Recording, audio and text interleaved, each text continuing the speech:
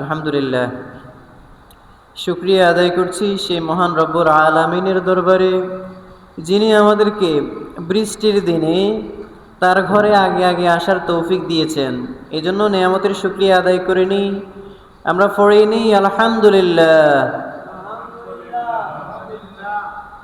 কিরকম বৃষ্টি হচ্ছে? একটানা অতিবৃষ্টি, এটাও কিন্তু আল্লাহর শাস্তি।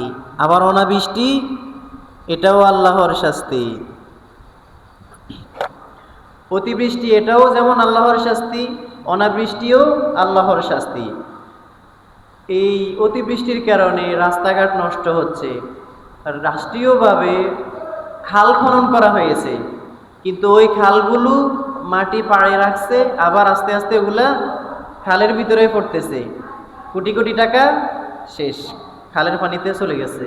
তো এই অতিবৃষ্টির কারণে ফসল নষ্ট হয়, গবাদি পশুর ক্ষতি হয়, আমাদের নিজেদের ক্ষতি হয়। এজন্য আল্লাহর কাছে আমরা অতিবৃষ্টি থেকে পানা চাই। সকলে পড়ে না আমিন।